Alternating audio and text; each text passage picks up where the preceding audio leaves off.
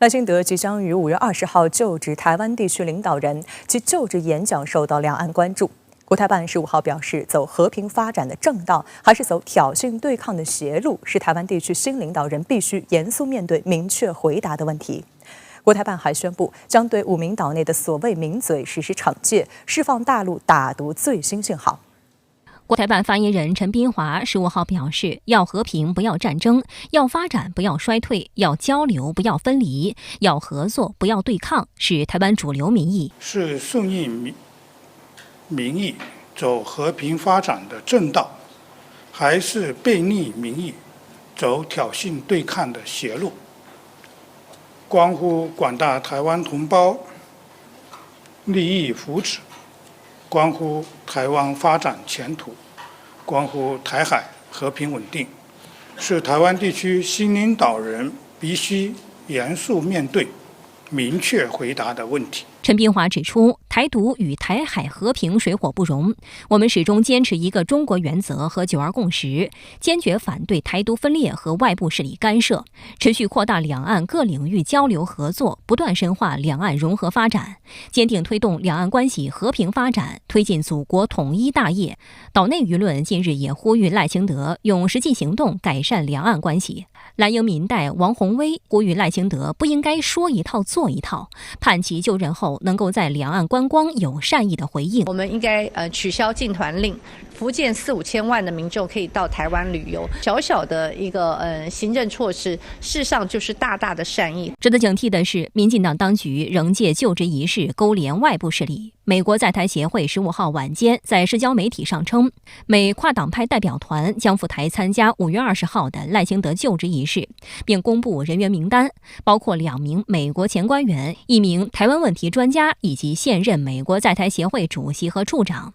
对此，有岛内网友讽刺说，又要来谈保护费了。来看台湾停电的，美方这次派团在规格和人员组成上，其实都和2016年有一定的相似之处。派遣前官员、学者这些表面上具有非官方身份，但实际上和美国政府有着千丝万缕联系的人员窜台，这也是美国长期以来一边挺台一边为自己开脱的例行操作。那么对于赖清德，美国最大的期望就是希望他能够听话好用，因为在美国掀起所谓的对华战略竞争的背景下，美国对台湾的定位就是一个遏制中国的工具。5月14号，中国驻美国使馆发言人刘鹏宇主持媒体吹风会强调，台湾问题是中国核心利益中的核心，是中美关系中最重要、最敏感的问题。中方敦促美方将拜登总统多次重申的不支持台独、不支持2个中国或一中一台、不寻求把台湾问题作为工具遏制中国等承诺落到实处，停止美台官方往来，停止向台独分裂势力发出任何错误信号。赖清德新执政团队中不少人台独色彩浓厚，包括若干清单在列台独顽固分子。有分析认为，未来一个时期台独风险继续走高，台海形势将更趋复杂严峻。面对这一隐忧，国台办发言人陈斌华15号以3不告诫台独分子，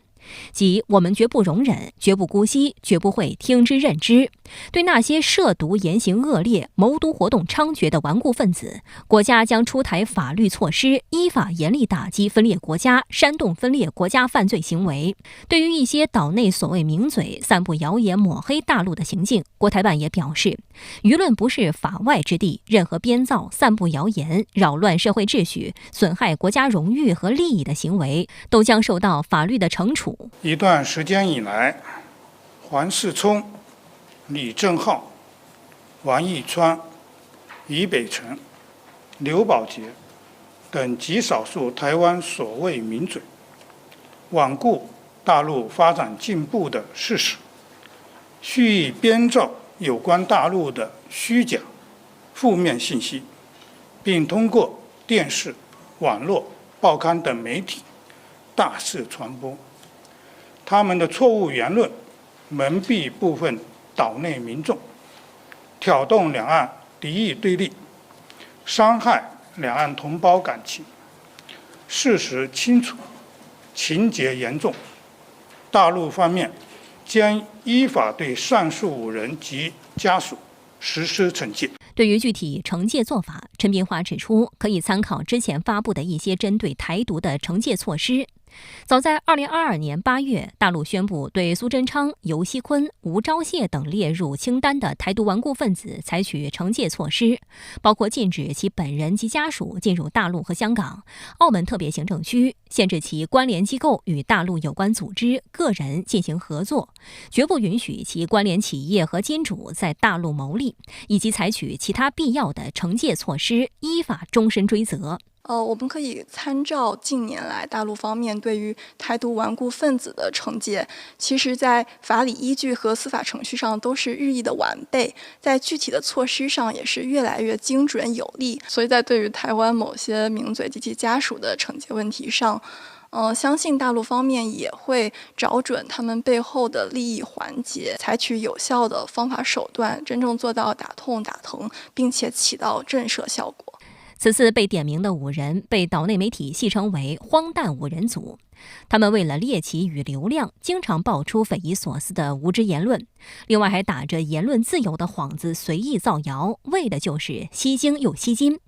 其中，俞北辰是退役陆军少将，现任桃园市议会议员。他最出名的经典理论就是拦截率。他曾污蔑大陆城镇都是土房子，也因此得到土房哥的外号。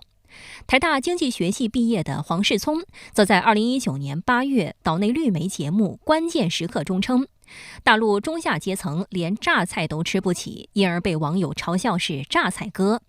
李正浩是因抹黑大陆民众没肉没粮，只能吃田鼠，而被嘲笑是田鼠哥。同被点名的前台中市交通局长王义川，在去年马英九登陆祭祖时发表酸言酸语，称马英九坐高铁的时候后面有一个靠背，大陆的高铁没有那个靠背。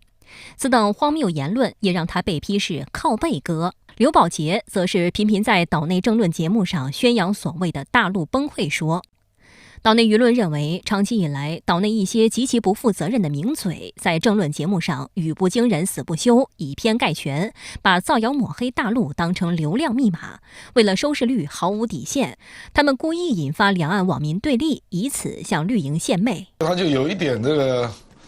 有那个杀鸡儆猴啦，就说你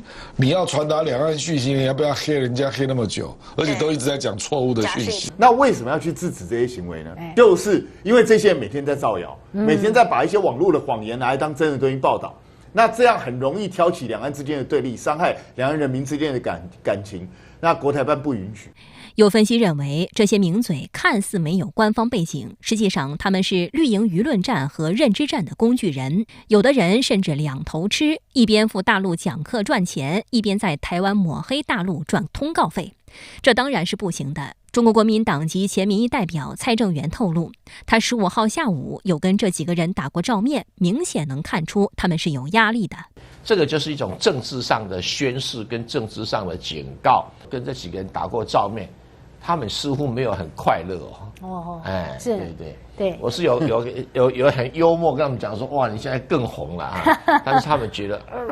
事实上有压力的，有压力啦，你看得出来，对不对？是很明显看得出来，他们是有压力的。